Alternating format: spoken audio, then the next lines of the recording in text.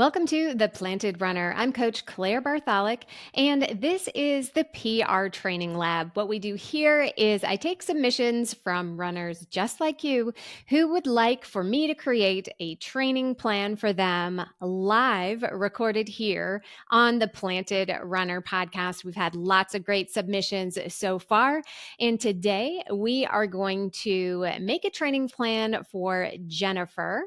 And she is training for a half marathon. We'll get into that in just a bit. If you would like to enter to win a free training plan customized and made by me, all you have to do is write an Apple podcast review and then head to theplantedrunner.com/PR lab. That's PRLAB. And if you're listening or watching on YouTube, you can follow along with the questions that I ask each runner in the show notes. All right, let's get into the story of Jennifer and see what her story is. All right. She is 46 years old. She heard about me on the Planet Runner podcast, which is great, of course.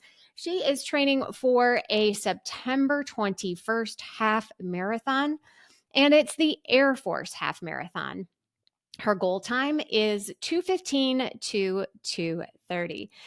I don't know a whole lot about the Air Force half marathon, so we'll learn a little bit more as we go and see what Jennifer's history is. So, how long has she been running regularly? Since 2019. She's taken a few breaks. Her most recent break was at the beginning of this year from January until March 2024. She is American. She uses miles. What kind of injuries does she have? Because this definitely will affect how she can train. So I always like to ask if there's something that I should be aware of before creating a training plan.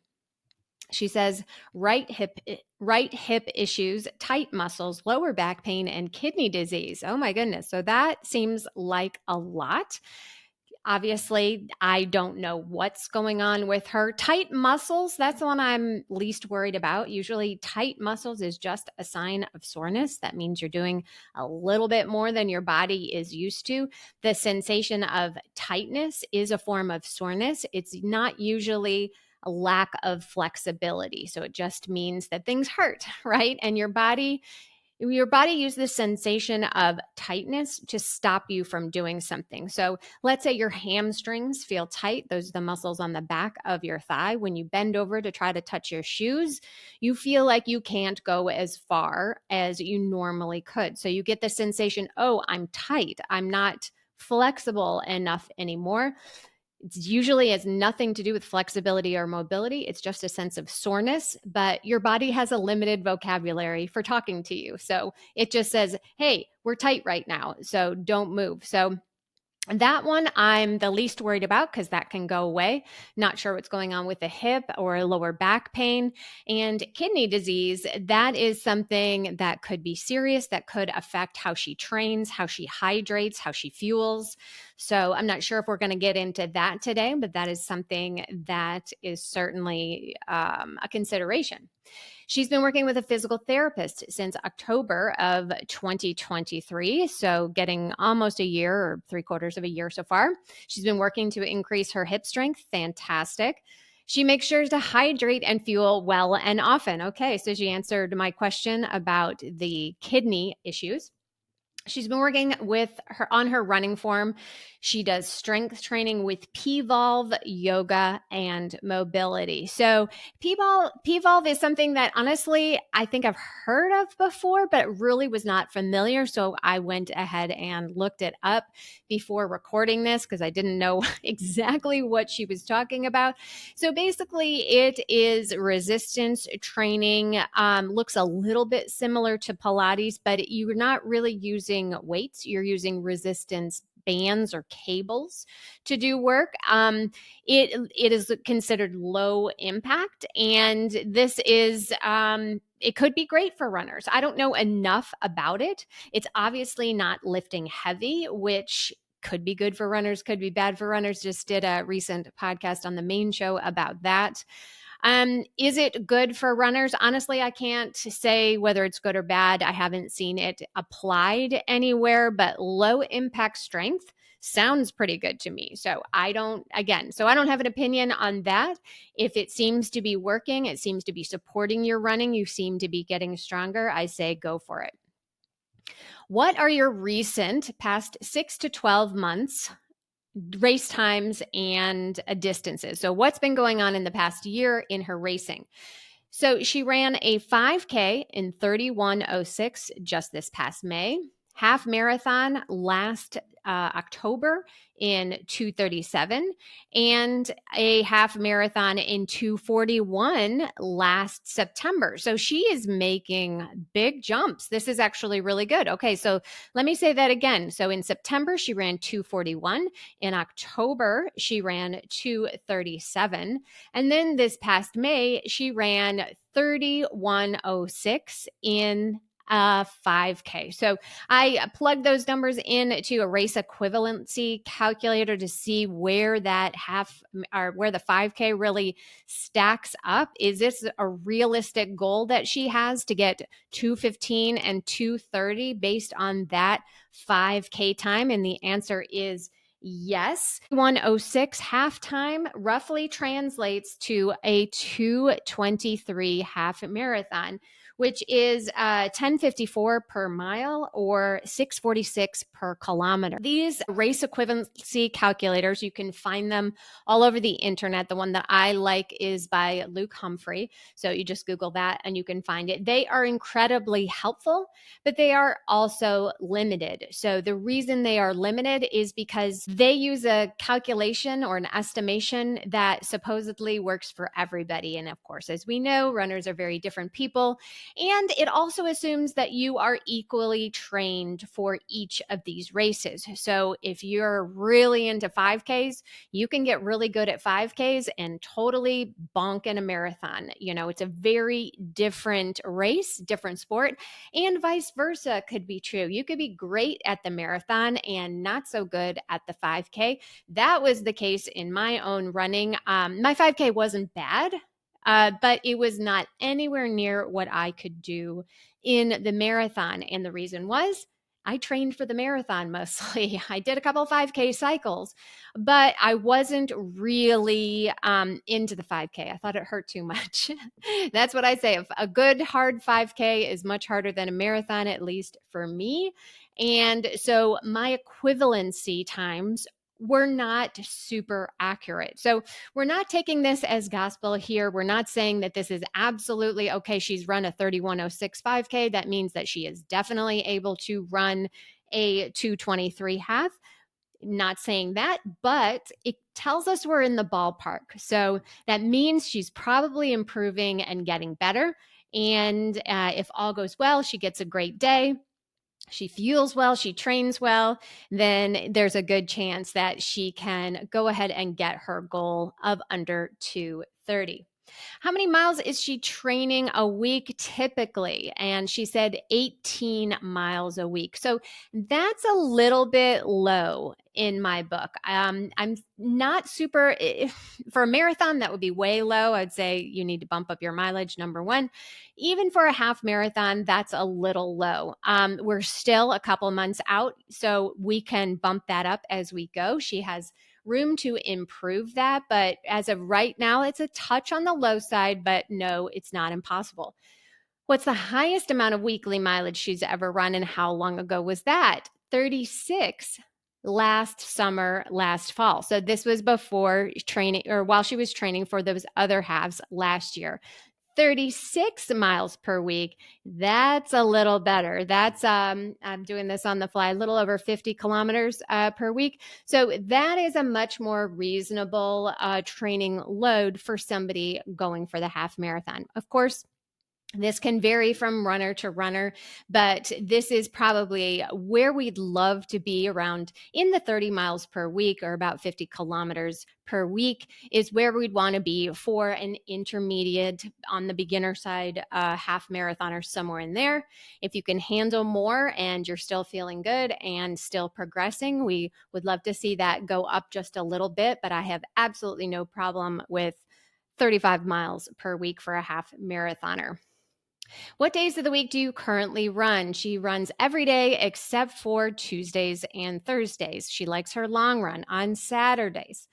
How long is her average or most recent long run? She says 8 miles. So there's nothing wrong with that. 2 months out, we obviously want to see that up. So for the half marathon, this is a distance where you can run what's called over distance for your long run. So if you're specifically training for the half marathon, I would say about the limit for most average normal people should be somewhere between 14 and 16 miles for your long run.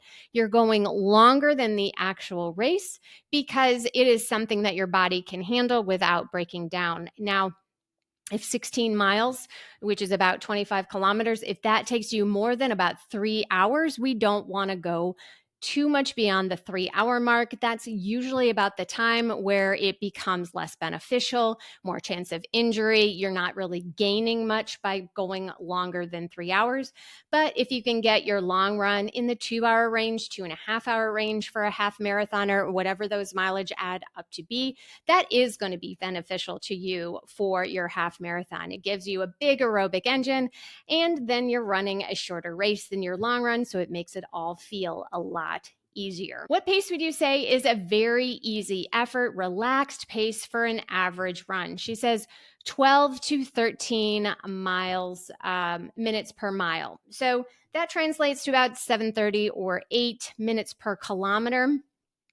I would say that's on the touch fast side for somebody who is in the condition that Jennifer is in. But again, it's not about the actual numbers. It's how does she feel? Is it so easy that she could talk the entire time almost as easily as walking? She's talking just like I'm talking right now. She's not talking like that, she's not breathing in between every word. That's what we're looking for, is a really comfortable pace. Between 12 and 13, I would say, is on the edge of being a little on the quick side. But again, it's all about effort, not pace. If you can slow those down a little bit more, I would say that's probably going to be a little bit beneficial, but we're on the line here, so it's passable for her.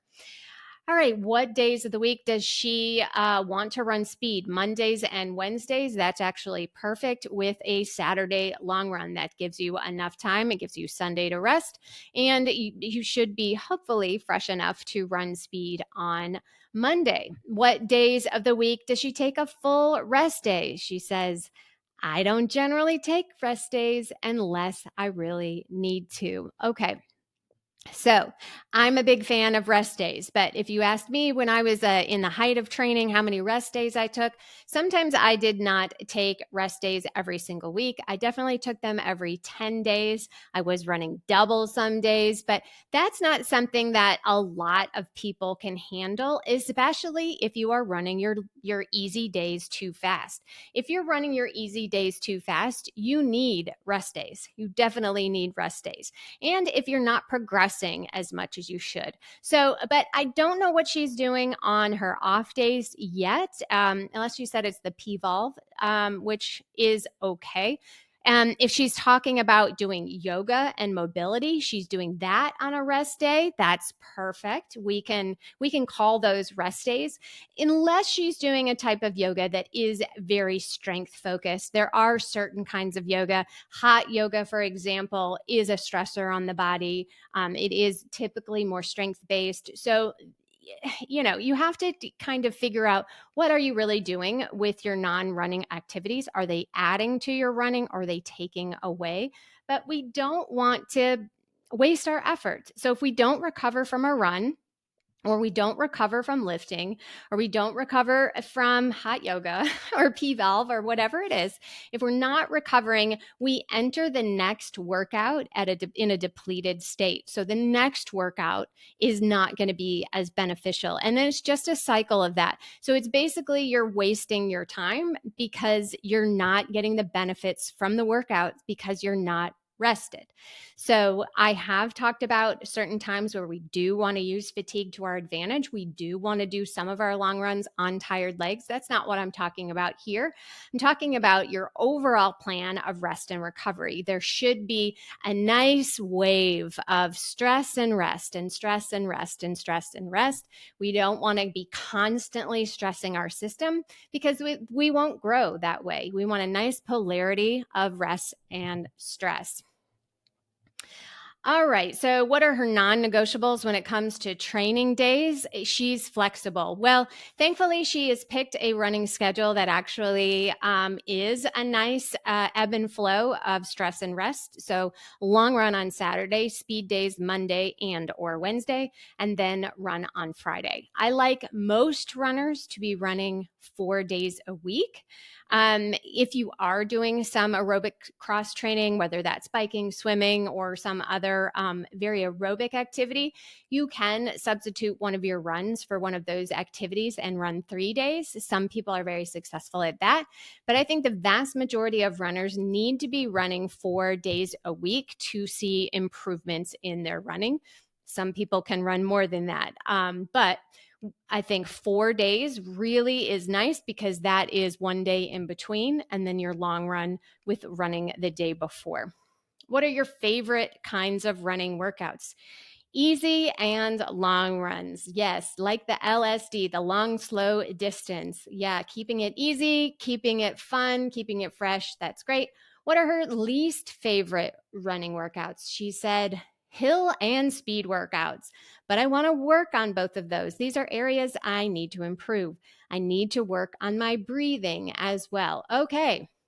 So she needs to work on her breathing. Okay, let's work on that on our easy runs. We start by making sure that we can breathe deeply and fully on our easy runs. That's how you know that you are running easy, is because you can breathe just as easily as I am breathing right now without huffing and puffing. Now, when it comes to going a little faster and getting your breathing rhythm, there are lots of ways to do that. So there are very common breathing ratios. So let's say I'm running easy. One rhythm or ratio that you might want to do is 3-3 or 3-4. So those numbers stand for the amount of steps that you're taking per breath. So if I'm inhaling, count the steps that you are running per inhale. Count the steps that you're taking every time you exhale. So for easy running, that is usually 3 steps in, 3 steps out, or 4 steps in, 4 steps out. And then the numbers go down as your feet get faster and your breathing gets faster. So 2-2 is something that is more of almost a tempo or maybe a steady run.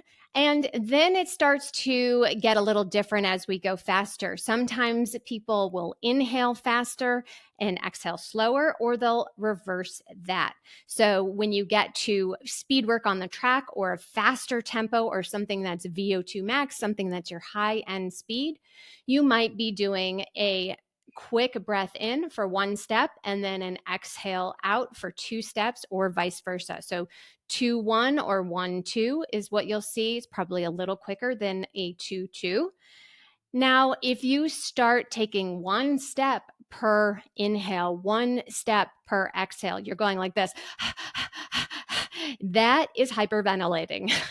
Leave that to your dog. That is not something that you want to be doing ever when you're running. Why not?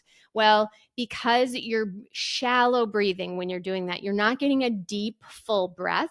And so you're wasting your potential, basically. You're not using your full breath when you are running. So practice that. If you ever notice that you are running so hard that you are at a 1-1 ratio, slow it down a bit so you can get full breaths. Your body needs to get that oxygen to your muscles. And if you're taking short, shallow breaths, that is not going to last very long. So those are a few breathing tips. I've written about this on the blog before. If you have any questions, you can just shoot me an email or write it in the comments. You know how to contact me. If you're on YouTube, go ahead, write some comments there. I would love to answer any questions you have about that. All right, let's go back to her non-running physical activity. She says she does P-Volve and yoga on Tuesday, Thursday, Saturday, and Sunday. So those are her non-running days, right? She's doing Monday and Wednesday. So I've talked about this a lot before too. Should you do strength training on your running days or your non running days? So, from a life perspective, if you have, let's say, an hour to train every single day, it makes sense that you run one day and then lift the next day and run one day and lift the next day. But again, what happens is that you don't have the recovery process. So you're diminishing each of those workouts because you're never recovered from the other one fully to be able to do the next one well. So if she could stack those workouts a little, put them together. So go for a run. And instead of doing an hour of strength training, maybe she just does 15 minutes right after her run. That's going to be more beneficial to really improving than doing it on every other day. But again, Jennifer's kind of at the beginning of her journey. She is improving a lot each time she races. So I'd say for now, maybe we don't want to tweak that too much if things are working well. But I would say this is definitely an area that we need to look at because you just simply can't run and strength train and do all the things all the time and expect to get better and better at it. What's going to happen is you're going to be at a medium effort all the time, and you're never going to get into the high effort. You're never going to get into the true recovery, and you're just going to be cruising along in that mid range all the time. So I would say if you could stack your workouts together and get some rest in between, that's usually going to be good for a lot of people. But if you're doing yoga and mobility daily, which she says she is, that's perfectly fine.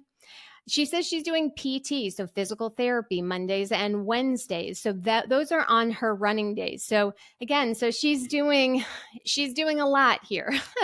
She's doing strength training and PT every single day, but she says she feels good. And if she ever starts to feel like she's overdoing it, she cuts back. So that is great to be self-aware, to know when too much is too much. Not everybody can cut back when they have a schedule set that they like. But I would say let's experiment there. Let's see what would happen if you switch things up just a little bit, if it would work or not. What are your biggest struggles with nutrition? Whoa, look at this. I was 200 pounds in January 2023, and I am down to 154. So in a year and a half, she's lost almost 50 pounds. That is amazing. Congratulations, Jennifer. She says, I meet with a nutritionist weekly. I eat 135 grams of protein daily. Wow, that's impressive. I want to make sure I am fueling and hydrating properly for training. Okay, so first of all, congratulations, Jennifer, for making a change in your life. Hopefully, this is something that is really helping you in your life and it's working well. So glad that you meet with a nutritionist. Not sure if she means a registered dietitian or not.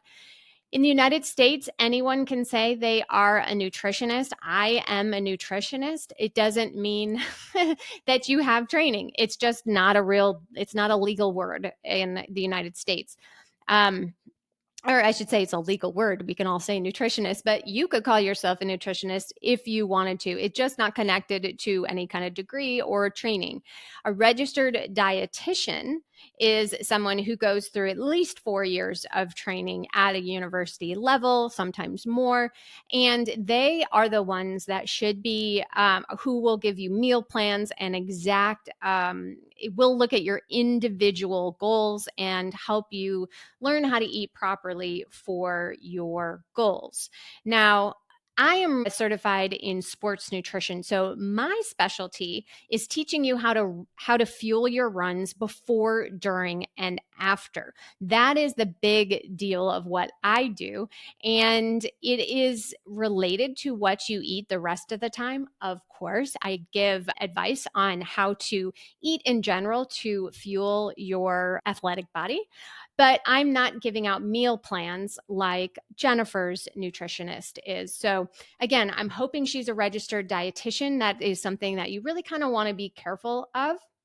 If somebody is giving you a meal plan that has macros and exact calorie amounts and exact amounts of this and that, that is something that is fairly scientific, that you want to make sure that you're working with a professional. But hey, she's obviously been very successful with that. So this starts to get a little tricky when we start talking about weight loss and training performance. So running burns a lot of calories, right? Yeah, of course you can lose fat by running.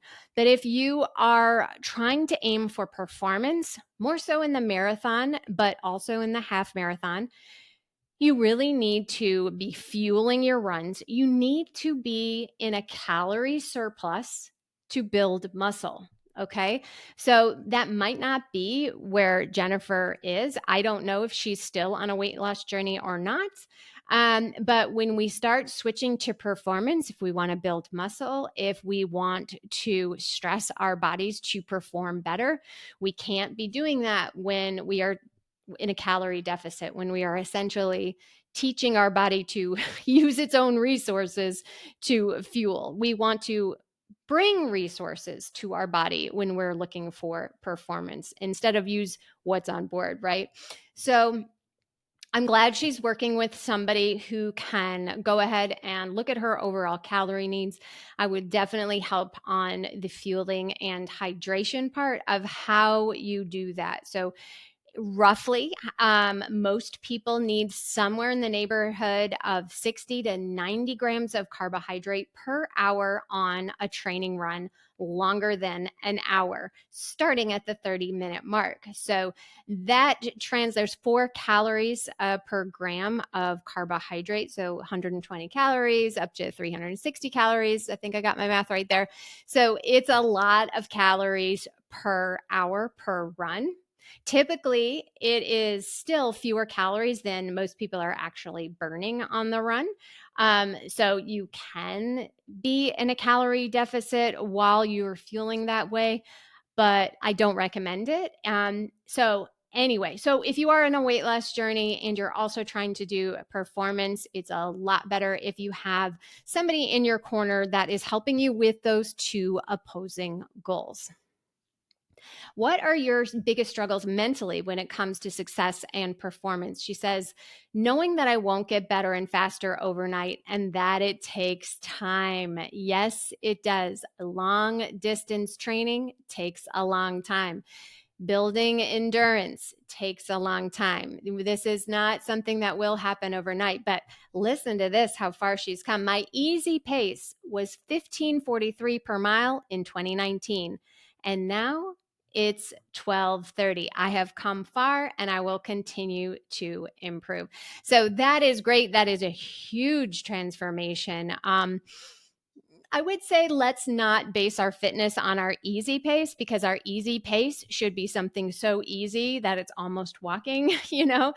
Let's base our fitness on our race times or on our time trials or how we do on the really hard stuff, because easy should always be slow. It should always be way slower than what we're capable of. But I get what she's trying to communicate here. She's trying to say that she has made a huge progress, and I definitely agree. Super, super impressive here.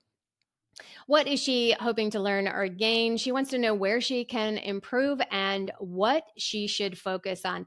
Again, I think where Jennifer can improve is getting her timing right, getting her schedule right. Because again, if you're tired from everything else in your life, you cannot run as hard as your potential on your speed days. So I think all these extra activities are stealing some speed from her. And then I think that getting that mileage up just a bit, she can get back up into the 35 miles per week range during her half marathon training. I think that is going to help her a lot. And then, let's see how she does on her speed work. She says that's where she wants to improve. I think she can make a lot of gains there. So we're going to throw it at her. Anything else that you would like to share that will be helpful to your success? I'm willing to put in the effort and make changes. I'd love to qualify for the big six someday. So, the big six that she's talking about, if you're not aware, are the six major marathons. World Abbott majors, and let's see if I can name them all off. We have Chicago, New York, Boston, Berlin, London, and Tokyo. So got all six. Soon enough, it will be seven when Sydney joins the team. So I think that Jennifer definitely has a long way to go. At age 36, she can do amazing things. Remember, last week, Adrian started running in his 40s, and just look at how fast he has gotten in that amount of time. So, Jennifer, I think the sky is the limit for you. Looking forward to writing your plan, and I hope you check back in and let us know about your progress. All right, well, that is it for Jennifer's half marathon plan for the Air Force half marathon. If you would like to be considered and have me write a training plan, talk about it live on the PR Training Lab, go ahead and write an Apple Podcast review and then head to theplantedrunner.com/PR lab. That's theplantedrunner.com/PR lab. That's it for me for this episode. Have a great run today.